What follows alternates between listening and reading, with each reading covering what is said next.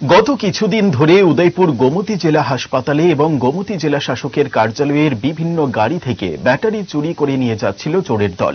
যথারীতি মামলা হয় রাধা কিশোরপুর থানায়। পুলিশ মামলা হাতে নিয়ে তদন্ত শুরু করে। গতকাল রাধা কিশোরপুর থানায় ওসি বাবুল দাসের কাছে ব্যাটারি চুরির সব তথ্য উঠে আসে। যথারীতি ওসি বাবুল দাস পুলিশ নিয়ে মাঠে নেমে গ্রেফতার করে ব্যাটারি চোরদের। উদয়পুর মহকুমা পুলিশ আধিকারিক নির্বাণ দাস বলেন, ব্যাটারি চুরির ঘটনার সাথে 4 জনকে গ্রেফতার করতে পেরেছে পুলিশ। এরা হল সুমন মিয়া, গোপাল দাস, রঞ্জিত দাস এবং মেঘনাথ চক্রবর্তী। চুরি যাওয়া 2টি ব্যাটারি উদ্ধার করতে পেরেছে পুলিশ। বাকিগুলিও উদ্ধার করতে পারবে বলে দাবি পুলিশের। চুরিকাণ্ডে ব্যবহৃত একটি অটো রিকশাও উদ্ধার করতে পেরেছে পুলিশ।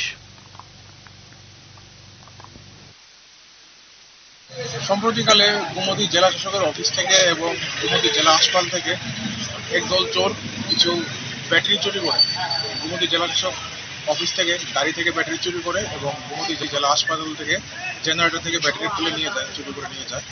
তো আজকে ওসিআরকেপুর এবং ওনার টিম ওই চোরের দলটাকে এপ্রিহেন্ড করতে সক্ষম হয়েছেন এবং তাতে 4 জন অ্যারেস্ট হয়েছে এবং একটি স্পেসিফিক মামলা নথিভুক্ত করা হয়েছে, যার নম্বর 129/2024 আরকেপুর থানা।